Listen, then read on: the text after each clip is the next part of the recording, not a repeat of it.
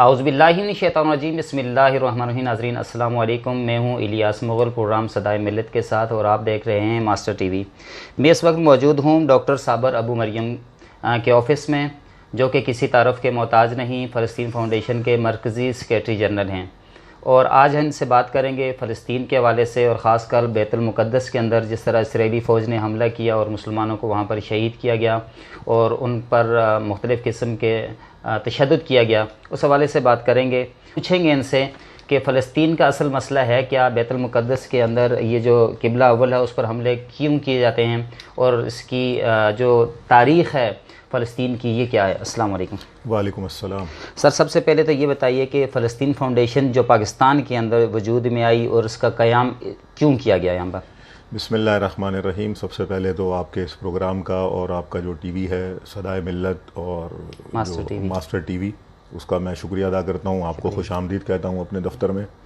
जहाँ तक आपका सवाल है कि फ़लस्तीन फ़ाउंडेशन को क्यों बनाया गया, आप ख़ुद देख रहे हैं इस वक्त जो आज के ज़माने में फ़लस्तीनियों के साथ हो रहा है, ये गुज़िश्ता 7-8 दहाइयों से मुसलसल होता चला आ रहा है। ज़माना तालिब इल्मी में हमने जब इस दर्द को महसूस किया और जब मास्टर्स करके जामिया कराची से फ़ारिग हुए तो हमारे सारे दोस्तों ने, आप जैसे हमारे सब भाइयों ने मिलकर हमने ये सोचा कि हम पाकिस्तान में मज़लूम फ़लस्तीनियों की आवाज़ उठाएं और कम से कम लोगों को ये बताएं कि फ़लस्तीन का मसला क्या है, क्यों इसके साथ ये जुल्म हो रहा है, इसकी तारीख़ी अहमियत क्या है और इसकी रिलीजियस अहमियत क्या है।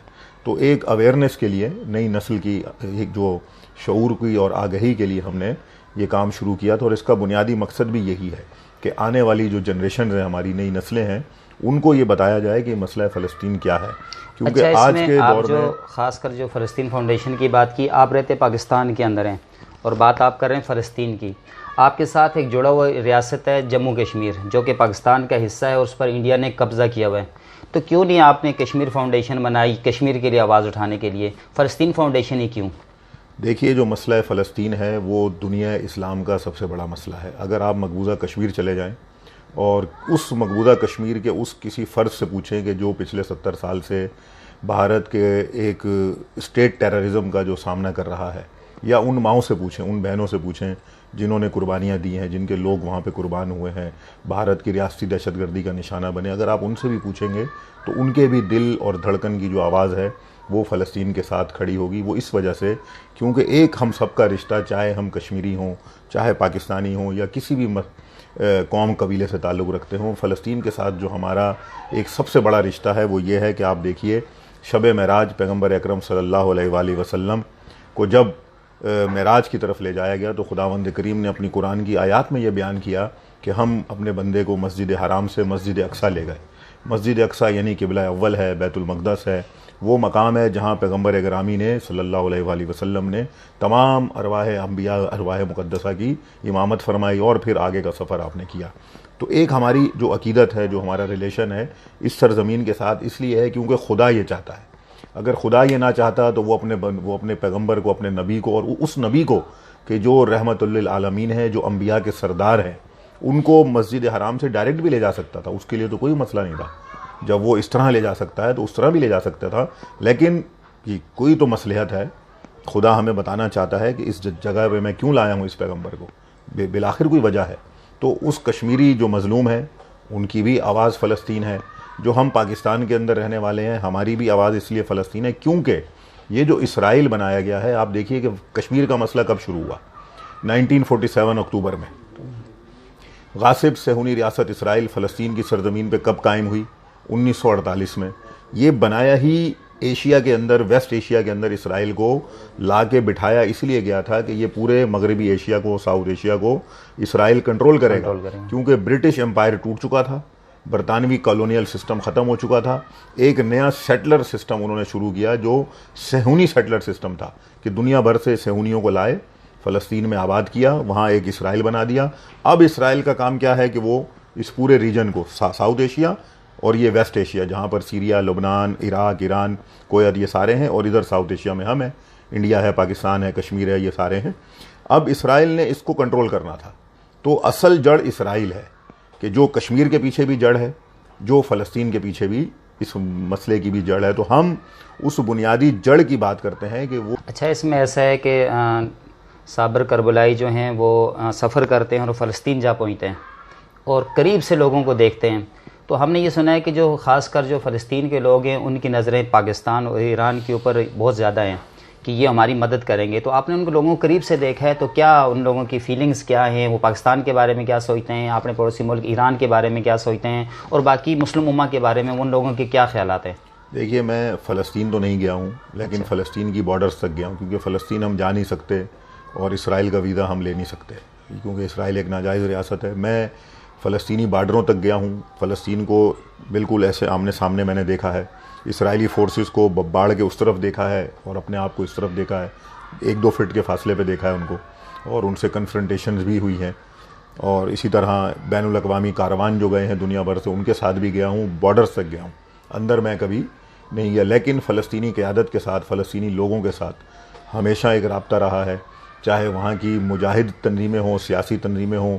फ़लस्तीन फाउंडेशन क्योंकि एक इदारा है, तंजीम है, उसका रब्ता रहा है। जहाँ तक आपका सवाल है, देखिए, फ़लस्तीनी जो हमास है, जहाद इस्लामी है, या फ़लस्तीनी अवाम है, मैंने ख़ुद उनसे ये सुना है, वो ये कहते हैं कि जब आप पाकिस्तान में किसी एक जगह के ऊपर कोई छोटा सा मुजाहरा करते हैं और उसकी ख़बरें नशर होती हैं, सोशल मीडिया पे आती हैं, अखबारों में आती हैं और हम तक पहुंचती हैं वो ख़बरें, आज सोशल मीडिया का ज़माना है, तो कहते हैं कि हमारे अंदर एक जान पैदा हो जाती है, हम उसके से तक़वियत हासिल करते हैं। ये उनकी एक तवक्कुआत है, और वो तवक्कुआत इसलिए भी हैं कि वो देखते हैं कि पाकिस्तान तारीख़ी एतबार से एक बड़ा मुल्क है, मुस्लिम अक्सरियत का मुल्क है, और इसके जो बानी हैं कायद आज़म मोहम्मद अली जिन्ना रहमतुल्लाह अलैह, उन्होंने 1920 से फ़लस्तीन के मसले की सपोर्ट शुरू की है। जिस ज़माने से इसराइल बनाने की साजिशें शुरू हुई, कायद आज़म उसी ज़माने से फ़लस्तीन की हिमायत कर रहे हैं और इसराइल की मुखालफत करते रहे। हत्ता कायद आज़म ने इसराइल को नाजायज़ रियासत करार दिया जब इसराइल बन गया। इसी तरह कायद आज़म ने बर सगीर में फ़लस्तीन फ़ंड कायम किया, उस फ़ंड का पैसा मुफ्ती आज़म फ़लस्तीन को भिजवाया, उस ज़माने में भिजवाया जब बरतानिया आलमी इस्तेमार ने फ़लस्तीन के मुफ्ती आज़म जनाब अमीनुल हुसैनी को दहशतगर्द डिक्लेयर किया हुआ था। वो क्यों डिक्लेयर किया था? क्योंकि वर्ल्ड वॉर 2 के अंदर मुफ्ती अमीनुल हुसैनी जर्मन रेडियो से ख़िताब करते थे, और जर्मन रेडियो से ख़िताब करके वो फ़लस्तीनी अरबों को और दीगर अरब अक़वाम को कहते थे कि बरतानिया, अमरीका और इनके ख़िलाफ़ आप उठ खड़े हों। तो उनको क्या किया गया? बरतानिया ने उनको दहशतगर्द करार दिया। लेकिन कायद आज़म ने यहाँ क्या किया? बर सगीर में फ़लस्तीन फ़ंड कायम किया, फ़ंड का पैसा निकाल के मुफ्ती आज़म को दिया, फ़लस्तीन की सपोर्ट की। तो इस वजह से भी फ़लस्तीनियों को जब ये तारीख़ पता है तो वो हमसे ज़्यादा लगाव रखते हैं। और फिर एक और आपको इंटरेस्टिंग बात बताऊं, क्योंकि आपने कश्मीर की बात की थी तो मैं चाहता हूं इसको साथ साथ आपको बयान करूं। मुफ्ती आज़म फ़लस्तीन पाकिस्तान बनने के बाद पाकिस्तान तशरीफ़ लाए और उन्होंने ख्वाहिश की कि मैं कश्मीर जाना चाहता हूं, तो उनको अब्बासपुर के मकाम पर कंट्रोल लाइन पर ले जाएगा। आपको पता है जो अब्बासपुर का इलाका है, वहाँ पर मुफ्ती आज़म ने बॉर्डर पर खड़े होकर तकरीर की और कहा कि कश्मीर और फ़लस्तीन का दर्द एक जैसा दर्द है, हम भी आज़ादी की जंग लड़ रहे हैं और आप हमारे जो कश्मीरी भाई हैं वो भी आज़ादी की जंग लड़ रहे हैं। तो ये एक जो रिश्ता है पाकिस्तान के साथ, या कश्मीर का फ़लस्तीन के साथ, या फ़लस्तीन का कश्मीर के साथ, ये बड़ा गहरा और ये हमीक रिश्ता है, बहुत तारीख़ी रिश्ता है। ये एक बात है। जहाँ तक ईरान का मसला है, ईरान आप देखें कि 1979 के बाद से, जब से वहाँ पर इनकलाब आया, इस्लामी इनकलाब ने जगह ली, दूसरी हुकूमत चली गई जो अमेरिका इसराइल की दोस्त थी, तो इनकलाब ने आते ही पहले दिन इसराइली एम्बेसी ख़त्म की ईरान में, उसकी जगह फ़लस्तीनी सफारत खाना कायम किया। जुम्मतुल विदा जो रमज़ानुल मुबारक का आखिरी जुम्मा आता है, उसको जो इनकलाब के बानी हैं हज़रत इमाम खुमैनी, उन्होंने इस जुम्मे को यौमुल कुद्स करार दिया, अल कुद्स का दिन, किबला अव्वल का दिन करार दिया। और ये सिर्फ दिन नहीं करार दिया बल्कि इसको आज़ादी की तहरीक का एक बड़ा पेशखैमा करार दिया। और आप देखें ये दिन पूरी दुनिया के अंदर अपनी जगह बना चुका है। हर कौम, नस्ल, कबीले के लोग इस दिन को सिर्फ फ़लस्तीन की खातिर निकलते हैं, किबला अव्वल की खातिर निकलते हैं। इन इक़दामात के ऊपर यासिर अरफ़ात जो उस ज़माने के इनकलाबी लीडर थे, फ़लस्तीनी तहरीक को चला रहे थे, सबसे जो पहला सरकारी मेहमान है ईरान का, वो कौन है? वो फ़लस्तीन के यासिर अरफ़ात हैं। वो तशरीफ़ लाते हैं ईरान में, इमाम खुमैनी और उनकी नशिस्त है, पूरे रिकॉर्ड मौजूद हैं। उसके अंदर यासिर अरफ़ात ये बात कहते हैं इमाम खुमैनी को, कहते हैं कि आपके इस इनकलाब ने फ़लस्तीनियों की रूह फूंक दी है। क्यों? क्योंकि 1948 में इसराइल बनता है, 1967 में अरब इसराइल जंग होती है, कुछ इलाके फ़लस्तीन के, मिस्र के, लुबनान, शाम के इसराइल कब्ज़ा कर लेता है। फिर 73 में अरब इसराइल जंग होती है, फिर इसराइल हावी हो जाता है मुसलमानों पर। फिर 78 में वो मिस्र जो तारीख़ी तौर पे बहुत बड़ा मुल्क है, जिसकी तारीख़ है, फ़िरौन है, जहाँ पर एहराम मिस्र, यानी मिस्र का आप नाम लें एक बड़ी तारीख़ आपके जहन में दौड़ जाती है। और उसकी ताकतवर फौज है, 2 जंगें लड़ चुका है इसराइल के साथ 67 73 में। अब क्या होता है 78 में, वो मिस्र सरेंडर कर देता है किसके सामने, इसराइल के सामने, कैंप डेविड में बैठ के इसराइल को तस्लीम कर लेता है। तो फ़लस्तीनियों की जो उम्मीद है, वो उसका पड़ोसी वो मिस्र है, शाम है, लुबनान है, तो एक बड़ा पड़ोसी हाथ से निकल जाता है। लेकिन 79 में क्या होता है, इनकलाब आ जाता है। उससे पहले 78 में वो मिस्र चला गया, और 78 में लबनान में इसराइली फ़ौजों की चढ़ाई हो जाती है, लबनान भी चला गया। अब बचता है सीरिया, वो भी चला जाएगा किसी दिन। लेकिन 79 में इनकलाब आ जाता है। इनकलाब आने के बाद जो मैंने इकदामात बताए इनकलाब के, उसने फ़लस्तीनियों की तहरीक को दोबारा से खड़ा किया। तो ये इस चीज़ का एतराफ़ यासिर अरफ़ात ने उस ज़माने में किया कि जब वो प्रैक्टिकली देख रहे थे कि हमारी कमर टूट चुकी है, हमारे सपोर्टर किसी पे कब्ज़ा हो चुका है, किसी ने सरेंडर कर दिया है, अब हमारी सपोर्ट कौन करेगा। तो उस ज़माने में ईरान की हुकूमत खड़ी होती है, हज़रत इमाम खुमैनी की, और फ़लस्तीनियों की हिमायत का बीड़ा उठाती है, जो आज तक जारी है। और अच्छा, क्या वजह है कि आप देखते हैं कि एक तरफ मसला कश्मीर इंटरनेशनल मसला है, एक तरफ मसला फ़लस्तीन है, और दुनिया में 50 से ज़ायद इस्लामी मुल्क हैं, उसके बावजूद मुस्लिम उम्मा की OIC बनी हुई है, और अक़वाम मुत्तहिदा भी इन दोनों मसलों को हल करने में अपना किरदार अदा नहीं कर रही है। और बिलखुसूस हमें जो उम्मीद होनी चाहिए OIC के साथ होनी चाहिए, चूँकि हमारी मुस्लिम उम्मा है, मगर मुस्लिम उम्मा की सपोर्ट भी इस तरह दोनों खितों के साथ नज़र नहीं आती। इसकी बुनियादी वजह क्या हो सकती है? देखिए, ये बड़ी बदकिस्मती है कि जिस ज़माने में OIC बनी थी, आपको याद होगा कि 1969 में जब मस्जिद अक्सा को नज़र आतिश किया गया 21 अगस्त को, उस हादसे के बाद मुस्लिम उम्मा बैठ गई थी, और उन्होंने इसको कहा कि भाई एक तंजीम बनाई थी OIC, इसका एक ही मकसद था, जो इसका मंशूर था वो क्या था, मस्जिद अक्सा किबला अव्वल का दिफा करना, सिर्फ इस मंशूर पे बनी थी। और आप देखें शहीद जुल्फ़िकार अली भुट्टो को ये क्रेडिट जाता है कि उन्होंने पाकिस्तान में इस्लामी सरबराही कॉन्फ्रेंस बुलाई, और बहुत बड़े पैमाने पर उस पर वो काम कर रहे थे। सिर्फ ये नहीं, बल्कि जब अरब इसराइल 73 वॉर हुई 1973, तो यहाँ से पाकिस्तान एयरफोर्स को भेजा, उनके पायलट्स भेजे जुल्फ़िकार अली भुट्टो ने, जिन्होंने जाकर इसराइली जंगी तैयारे मार गिराए। हत्ता शहीद भुट्टो ने शाम के हाफिजुल असद को कहा कि अगर आपकी सिक्योरिटी को ख़तरा हुआ तो हम पूरी आर्मर्ड ब्रिगेड भेज देंगे। ये OIC का वो किरदार था जो उस ज़माने में सऊदी अरब के शाह फैसल, पाकिस्तान के जुल्फ़िकार अली भुट्टो, और दीगर मुस्लिम दुनिया के, ईरान में इमाम खुमैनी उभर रहे थे। ये सारा एक जॉइंट सिलसिला था। लेकिन क्या होता है कि बिलाखिर आलमी इस्तेमार ने, अमेरिका ने, बरतानिया और इन लोगों ने साजिशें करके एक एक करके सबके साथ क्या किया, शाह फैसल को कत्ल करवा दिया। यहाँ पर जुल्फ़िकार अली भुट्टो को एक इंटरनल इशू में फंसा के उनको फांसी चढ़वा दिया। फिर पाकिस्तान को रोल बैक कर दिया, दूसरी तरफ ले गए उसकी फॉरेन पॉलिसी को। एक चुंगल से निकले थे, फिर दूसरे चुंगल में हमें डाल दिया गया। तो ये बड़े फैक्ट हुए जिससे OIC काम नहीं कर सकी। और फिर वक्त के साथ साथ जैसे ही हमने देखा ईरान में इस्लामी इनकलाब आ गया, तो OIC डिवाइड हो गई। OIC के अंदर भी एक तासुब की एक वो आ गई, अरब एक तरफ हो गए, बाकी एक तरफ हो गए, पाकिस्तान का वो एक साइड हो गया। तो OIC अपनी अहमियत खोती चली गई। और फिर बाद में ये देखा गया कि वही अरब जो OIC में हुकूमतें थीं, उन्होंने इसराइल के साथ पसे पर्दा या फ्रंट पर ताल्लुकात बनाना शुरू कर दिए। जब आपके ताल्लुकात होंगे इसराइल के साथ, तो फिर इसका मतलब है कि आप फ़लस्तीन की हिमायत नहीं कर सकते। अगर तुर्की 1949 से इसराइल का पार्टनर है, कई बिलियन डॉलर्स की सालाना तिजारत करता है अगर इसराइल के साथ, तो वो फ़लस्तीन का हामी नहीं हो सकता। ये धोखा है अवाम के साथ कि अगर उनका प्राइम मिनिस्टर, प्रेसिडेंट या कोई भी आदमी अगर कहीं खड़े होकर फ़लस्तीन की हिमायत में आंसू बहाए, तो ये धोखे के आंसू हैं। ये मैं पाकिस्तान के बतौर या किसी और मुल्क के तौर की बात नहीं करता, हम पाकिस्तान की बात करते हैं। पाकिस्तान को अमरीकी चुंगल से निकलना पड़ेगा, हमारी खारजा पॉलिसी को आज़ाद होना पड़ेगा। हमारा कश्मीर का मसला भी इसीलिए बर्बाद हुआ कि अमरीकी उसमें दाखिल हो गए।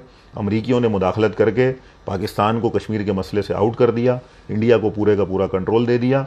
तो हम ये कहते हैं कि ये जो अमरीकी चुंगल से जब तक हम नहीं निकलेंगे, हम अपनी यानी आज़ादी और ख़ुद मुख्तारी को हासिल नहीं करेंगे, तब तक ये मसाइल के अंदर हम कलेक्टिव एफर्ट्स नहीं कर सकते। लेकिन अब आखिर में मैं यही कहता हूँ कि ये जो दोबारा से मिलाप हो रहा है, इससे एक उम्मीद की किरण है कि इंशाअल्लाह ये आगे चलकर OIC को भी एक मुश्तरका और मुत्तहिदा यानी इत्तेहाद की तरफ लेकर जाएगी। और खुदा ने चाहा तो वो दिन आए कि जब हमारी भी मुश्तरका फोर्स हो और हम किबला अव्वल के दिफा के लिए, क्योंकि OIC का मैंने कहा कि बुनियादी मकसद यही था कि किबला अव्वल के दिफा के लिए बनाई गई है, तो उसको ये करना है, ये उसकी ड्यूटी है। अच्छा, इसमें ये बताइएगा कि आखिरी क्वेश्चन आपसे मुख्तसर ये बताइएगा कि ये जो फ़लस्तीन और इसराइल का बेसिक लड़ाई है किस चीज़ पे और इसका हल क्या है? देखिए इलियास भाई, पहली बात यह है कि ये फ़लस्तीन और इसराइल की लड़ाई नहीं है, हमारे यहाँ जो एक, मैंने बहुत सारी यूनिवर्सिटीज़ में भी ये देखा है कि लोग इसको कहते हैं कि पैलेस्टाइन और इसराइल कॉन्फ्लिक्ट। ये पैलेस्टाइन इसराइल कॉन्फ्लिक्ट नहीं है। पाकिस्तान इंडिया कॉन्फ्लिक्ट हो सकता है, इसको कह सकते हैं आप पॉलिटिकल लैंग्वेज में, पाक इंडिया कॉन्फ्लिक्ट हो सकता है। कश्मीर एक कॉन्फ्लिक्ट है, इंडिया कॉन्फ्लिक्ट है उसके साथ, लेकिन फ़लस्तीन के अंदर इसराइल का कोई कॉन्फ्लिक्ट नहीं है। इसराइल एक नाजायज़ एंटिटी है, एक इलेजिटिमेट स्टेट है। ये तो देखिए कि बाहर से लोगों को लाकर एक सरजमीन पे बसाया गया, बरतानवी सरपरस्ती में, फ्रांस अमेरिका की सरपरस्ती में। फिर ये फैसला कर दिया गया कि यहाँ इसराइल बना दो, फिर इसराइल बना दिया। जो मकामी लोग थे उनको निकाल दिया गया, जो मकामी फ़लस्तीनी हैं उनको जिलावतन कर दिया गया, जबरी तौर पे निकाल दिया गया। तो ये कॉन्फ्लिक्ट क्या है कि ये गासिबाना तसल्लुत है। इस गासिबाना तसल्लुत का ख़ात्मा होना चाहिए, और इसका जो सोल्यूशन है, जो आपका सवाल का मैं जो समझा हूँ, इसका एक पीसफुल और बड़ा मुनसिफाना सोल्यूशन है। वो ये है कि जो जिसकी जगह है वहाँ जाए। जो यहूदी आबादकार हैं, यहूदी भी क्या, वो सहूनी हैं, क्योंकि आप देखें कि दुनिया में बहुत से यहूदी हैं जो इसराइल को बाइबल और तौरात के अकॉर्डिंग वो कहते हैं कि ये गलत है। इन सहूनियों ने ये कहा था कि हमसे तौरात में ये वादा किया गया है कि ये ज़मीन हमारी है, हम इधर आएंगे, हम इधर मुल्क बनाएंगे। लेकिन यहूदियों की एक बहुत बड़ी अक्सरियत ये कहती है कि तौरात में ऐसा कोई वादा इस सरजमीन से मुताल्लिक नहीं किया गया। तो ये बहुत बड़ा झूठ है, ये फ्रॉड है, एक बात। दूसरी बात ये है कि हम ये कहते हैं कि ये जो बाहर से लाकर आपने आबाद किए थे, ये वापस चले जाएँ। जिन फ़लस्तीनियों को आपने जिलावतन किया है, जो जिलावतन है, मुख्तलिफ मुल्कों में बैठे हुए हैं, रिफ्यूजीज़ हैं, उनको हक़ के वापसी दिया जाए, राइट ऑफ रिटर्न। ये अपने वतन आए, एक रेफरेंडम करें, रेफरेंडम के ये फैसला किया जाए कि भाई फ़लस्तीन और इसराइल क्या दोनों रहेंगे। रेफरेंडम ही ये फैसला करे कि नहीं भाई, अगर फ़लस्तीन रहेगा तो फिर फ़लस्तीन रहेगा। ये उन मकामी फ़लस्तीनी अरबों का फैसला होगा। फ़लस्तीनी अरब कौन है? 1948 में जो ईसाई फ़लस्तीनी है, यहूदी फ़लस्तीनी है, वो मुस्लिम फ़लस्तीनी है, ये सारे फ़लस्तीनी अरब कहलाते हैं। ये 1948 के फ़लस्तीनी है। ये फैसला करेंगे कि भाई 48 का फ़लस्तीन चाहिए या 2023 का फ़लस्तीन चाहिए। 2023 का फ़लस्तीन छोटी सी वो गज़ा की पट्टी है, और जो 48 का फ़लस्तीन है वो नहर से बहर तक है, यानी दरिया से समंदर तक पूरे का पूरा फ़लस्तीन है। हमें कहा जाता है पैगम्बर ने सुलह हुदैबिया की, यहूदियों के साथ सुलह की। भाई वो सुलह हुदैबिया जंग के बाद की, जब उन्होंने आपसे लड़ाई की और जब वो माफ़ी नामे पे आ गए तो पैगम्बर ने माफ़ कर दिया। अगर ये हमसे जंग करेंगे तो हम ये तो नहीं कहेंगे कि हमें मार लो पहले, या हमारी नामूस को ख़त्म कर दो, हमारी इज़्ज़त ख़त्म कर दो, हमारे घर लूट लो, हम बैठे रहेंगे हाथ पे। नहीं, हमें पैगम्बर ने फरमाया कि अपना दिफा करो। हमें ये भी पैगम्बर की सीरत ने सिखाया है, तो हम अपना दिफा तो करेंगे। तो हमारे फ़लस्तीनी भाई इंटरनेशनल कवानीन, यूनाइटेड नेशन चार्टर और आलमगीर कवानीन के तहत जो भी वो रेजिस्टेंस करते हैं वो डिफेंस है। और हमें जो कहा गया कि यहूदियत के दुश्मन है, हम नहीं है दुश्मन। हमने पीसफुल सोल्यूशन दे दिया है। आप शराफत से अपने घरों को चले जाएं, हमारे फ़लस्तीनी भाइयों को अपने घर आने दें। फ़ैसला फ़लस्तीनी आवाम करे, वो जो फ़ैसला करे पूरी दुनिया उसको तस्लीम करे। और फिर अगर हमें यहूदी दुश्मन कहा भी जाता है तो मुझे ये बताएं कि जो दुनिया में ख़ास तौर पे अमेरिका में एक तंजीम है नेटोरी काटा, 10 हज़ार यहूदी हैं उसके तंजीम के मेंबर हैं, कई बड़े बड़े यहूदी नामवर, बड़े बड़े उनके मौलवी, वो रब्बी, वो इसराइली झंडा जलाते हैं, वो फ़लस्तीनी झंडा उठाते हैं, वो कहते हैं कि इसराइल गलत है। तो क्या वो एंटी सेमिटिक हैं सारे? आप हमें एंटी सेमिटिज़म का जो ब्लेम देते हैं कि हम एंटी यहूदी हैं या यहूदी मज़हब के ख़िलाफ़ हैं, तो ख़ुद यहूदी जो सेहुनिज़म के ख़िलाफ़ बात कर रहा है या इसराइल के ख़िलाफ़ बात कर रहा है, तो क्या वो एंटी सेमिटिक है? ये क्लियर होना चाहिए कि इसराइल के ख़िलाफ़ बात करना और यहूदी मज़हब के ख़िलाफ़ बात करना दो अलग बातें हैं। इसराइल के ख़िलाफ़ बात करना एक पॉलिटिकल इशू है, ह्यूमैनिटेरियन इशू है, ये होता रहेगा, ये एंटी सेमिटिज़म नहीं है। हाँ, हम यहूदियत के ख़िलाफ़ नहीं है, लेकिन हम ये कहते हैं अगर हमें मारोगे तो हम तुम्हें मारने नहीं देंगे। ये हमारी तालीमात नहीं है कि एक थप्पड़ खा के दूसरा चेहरा आगे करेंगे। हम तुम्हें थप्पड़ का जवाब थप्पड़ से देंगे। तुमने मस्जिद अक्सा पे हमला किया, हमारे फ़लस्तीनी भाइयों ने आज जब हम आपके साथ बात कर रहे हैं, उन्होंने लबनान से 100 रॉकेट इन पर फायर किए हैं, और इनकी हिम्मत नहीं है इसराइल की कि अब उन रॉकेटों का जवाब दे या उसके सामने कोई बात करे। तो ये मैसेज दिया गया है कि अगर हमारे मुक़द्दसात पे हमला किया जाएगा तो दुनिया भर में मुसलमान, यहाँ पाकिस्तान में आप और हम भी अपनी जानें कुर्बान करने के लिए तैयार बैठे हुए हैं, लेकिन इस चीज़ की इजाज़त नहीं देंगे कि आप हमारी नामूस, हमारी इज़्ज़त और हमारे मुक़द्दसात की तौहीन करें या उनको तबाह बर्बाद करें। नाज़रीन, हमारे साथ मौजूद थे डॉक्टर साबर अबू मरियम, जो कि फ़लस्तीन फाउंडेशन के मरकज़ी सेक्रेटरी जनरल थे। हम उनके शुक्रगुज़ार हैं कि उन्होंने अपना कीमती वक्त निकाला और उनसे हमने बड़ी तफसीली मसला कश्मीर के हवाले से, मसला जो फ़लस्तीन है उसके हवाले से तफसीली गुफ्तगू की, और उसके ऊपर OIC का क्या किरदार है, UNO का क्या किरदार है, और पाकिस्तान के हुक्मरानों का क्या किरदार है, ईरानी जो हमारे हमसाया मुल्क है उसका क्या किरदार है। इस तमाम चीज़ों को आपने इंटरव्यू के अंदर सुना, देखा। अपना जो फ़ीडबैक है हमें ज़रूर दीजिएगा। अपने मेज़बान इलियास मुग़ल को दीजिए इजाज़त। अल्लाह हाफ़िज़।